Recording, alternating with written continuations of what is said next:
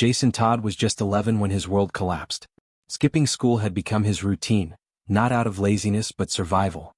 His mother had fallen deeper into the clutch of her addiction, leaving Jason to fend for both of them. Each morning he'd steal food, sometimes money, just to keep the lights on.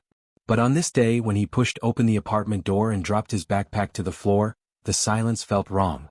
He called for his mom, expecting her usual weak reply, but no sound came. The living room was empty, shadows clinging to the walls. Then he saw her, sprawled across the floor, skin pale, eyes lifeless, a needle glinting beside her. Jason froze, tears brimming, his young heart shattering into pieces. As he knelt by her side, grief swallowing him, a voice whispered his name.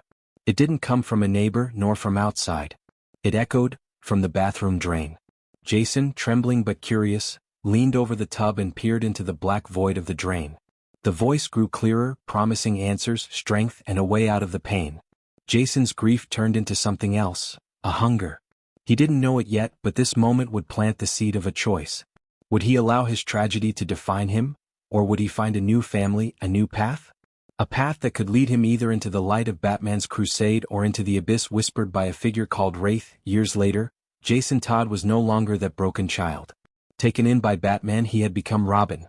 Trained, sharpened, molded into a warrior. But beneath the mask, the pain of his mother's death never left. It haunted him like a scar carved into his soul. Then came Wraith. Unlike Batman, Wraith wasn't bound by codes or rules. He moved in shadows, striking down criminals with merciless finality.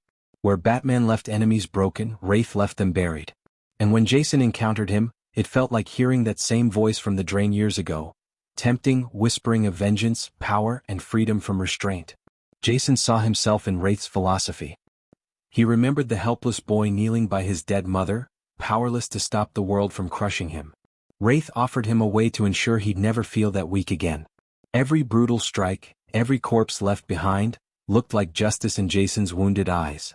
Batman noticed the shift. Jason's patrols grew darker, his methods sharper, his anger boiling just beneath the surface.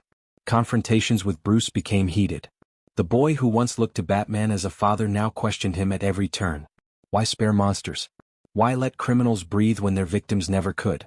The choice sharpened itself into a blade, to embrace Wraith's path of vengeance or to remain at Batman's side, chained by morality. Jason stood at the crossroads, torn between his loyalty to the man who saved him and the voice that promised to unleash his pain into power.